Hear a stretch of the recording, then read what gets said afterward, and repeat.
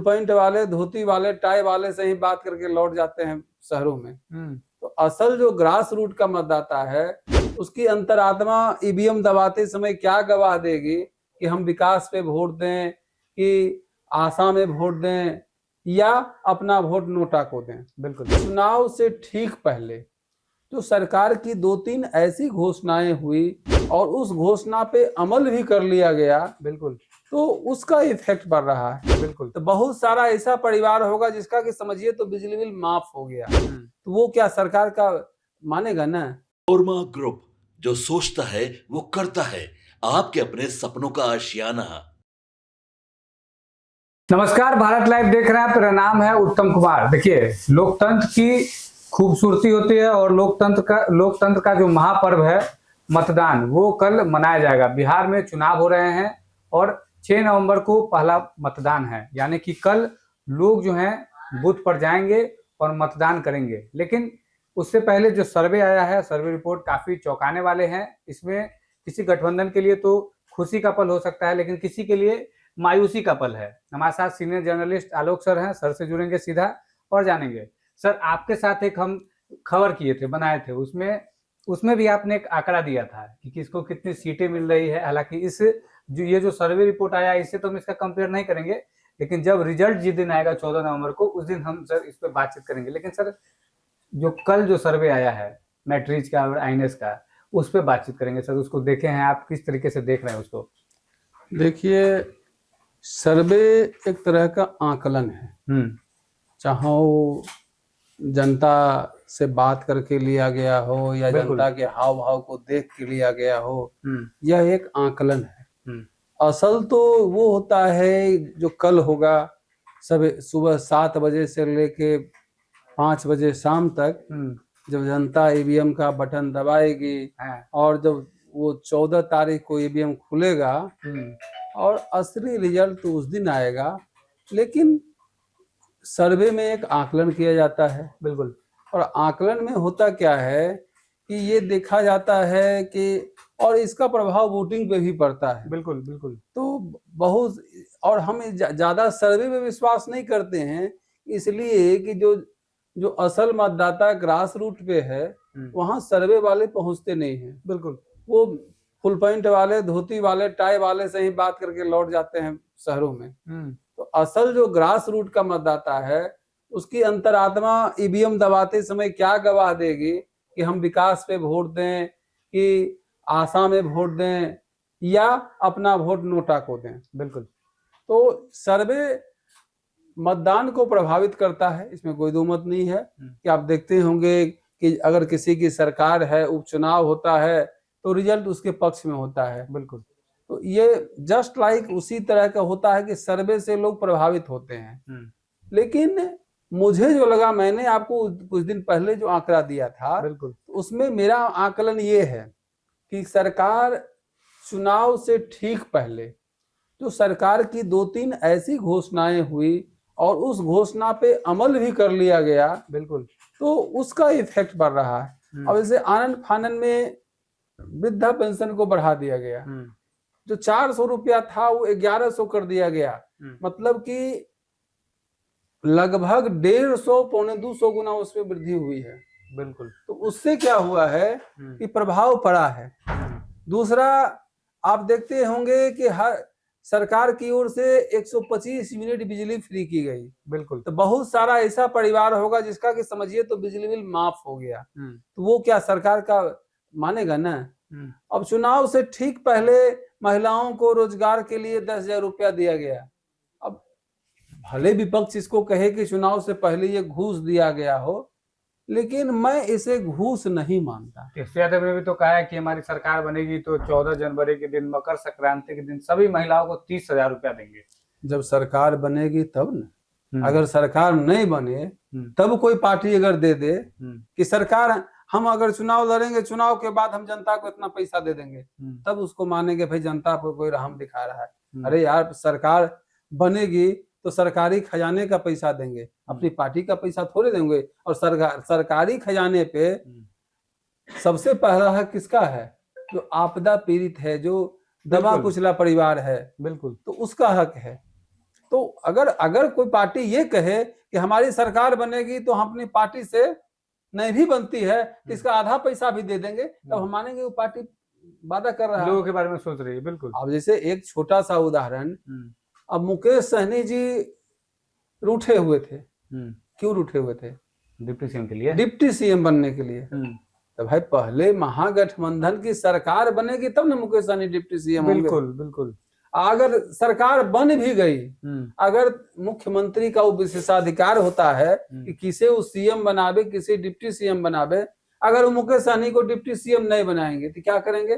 कुछ नहीं, क्या कर पाएंगे? तो ये मुख्यमंत्री का विशेषाधिकार है कि अपनी सरकार में वो किसे शामिल करे। बिल्कुल। और आप बात कर रहे थे इस सर्वे की। बिल्कुल। तो सर्वे रिपोर्ट मतदान को प्रभावित करता है, और ये चुनाव आयोग का स्ट्रिक्टली है कि जब तक काउंटिंग से एक दिन पहले सर्वे की रिपोर्ट आना चाहिए, जो एग्जिट पोल कहा जाता है, वो मतगणना से एक दिन पहले आता है। बिल्कुल, बिल्कुल। जिससे कि मतदान प्रभावित ना हो।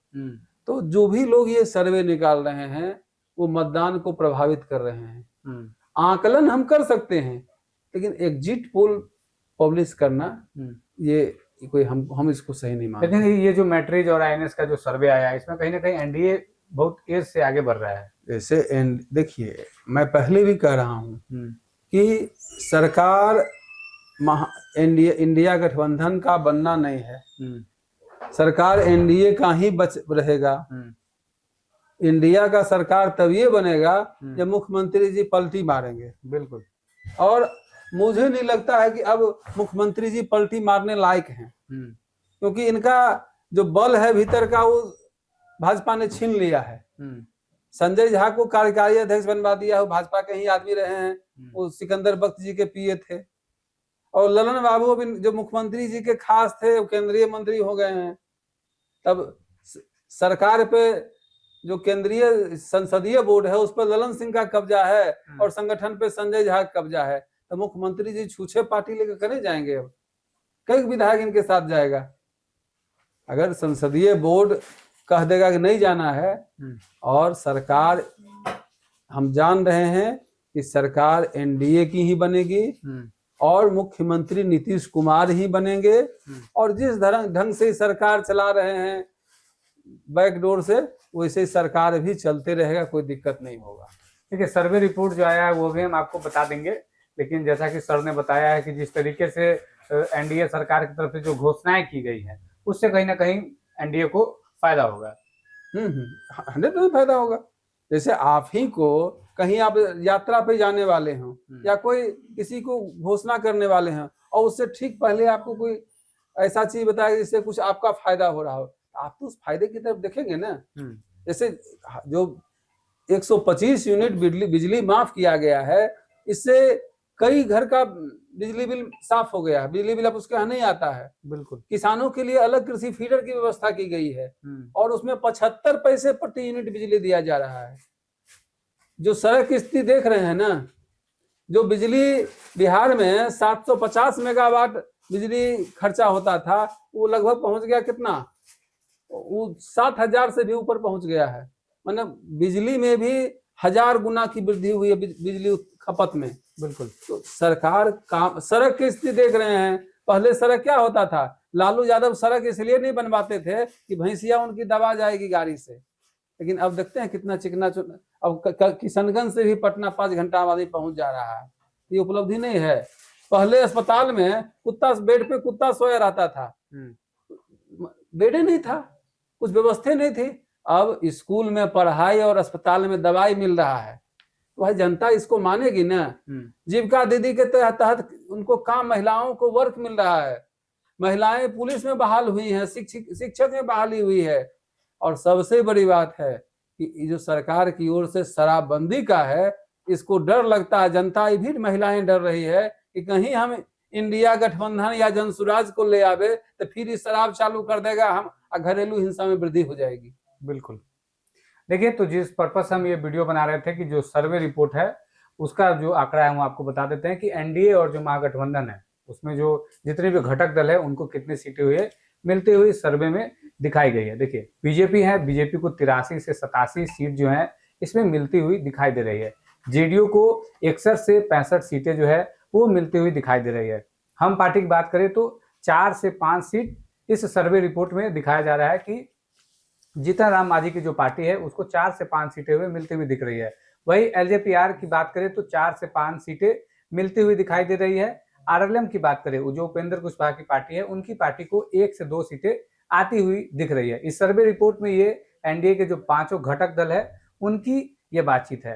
फिर हम अगर महागठबंधन की बात करें तो महागठबंधन में आरजेडी को 62 से 66 सीटें मिलती हुई दिखाई दे रही है। वहीं कांग्रेस को 7 से 9 सीटें मिलती हुई दिख रही है। सीपीएम एमएल की बात करें तो 6 से 8 सीट उनको मिलती हुई दिख रही है। सीपीआई की बात करें तो 0 से 1 सीट इस सर्वे के अनुसार मिलती हुई दिख रही है। वही सीपीएम एम की बात करें तो 0 से 1 सीट मिलती हुई दिखाई दे रही है। वीआईपी पार्टी की अगर बात करें तो 1 से 2 सीटें मिलती हुई दिख रही है। जैसा कि सीनियर जर्नलिस्ट आलोक सर ने बताया कि ये जो सर्वे आते हैं कहीं ना कहीं चुनाव को प्रभावित करते हैं। क्या सर? 100%। जैसे जब तक वोटिंग हो नहीं जाए उसके पहले अगर कोई एग्जिट पोल या सर्वे आता है तो उससे मतदान प्रभावित होता है। और पर्टिकुलर दल के द्वारा ऐसा सर्वे भी कराया जाता है कि जनता को लगे कि हमारी सरकार बन रही है और इससे कुछ वोट परसेंटेज वृद्धि हो जाती है उनके प्रति। चलिए, तो ये जो मैट्रिज और आईएनएस का जो सर्वे रिपोर्ट आया है उस पर हमने ये वीडियो को बनाया है। आपकी इस खबर पर क्या कुछ राय है कमेंट बॉक्स में जानकारी जरूर दे। बन रहे आप हमारे साथ, देखते रहिए भारत लाइव। धन्यवाद। आपके सपनों को हमने सजाया है, ई होम्स पैनोरामा को हमने बनाया है। ई होम्स मेरा एक सपना था जिस पे मैं पिछले 4 साल से काम कर रहा था।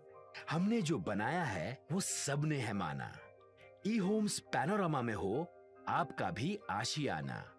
और फाइनली हमने 2021 में इस प्रोजेक्ट को लॉन्च किया। बहुत लोग अप्रिशिएट कर रहे हैं कि पूर्णिया जैसे शहर में, बिहार के, एक तो बिहार की बात करें उसमें भी पूर्णिया जैसे छोटे जगह में इस तरह का लाइफस्टाइल देना, ये सुन के हम लोगों को बहुत अच्छा लगता है।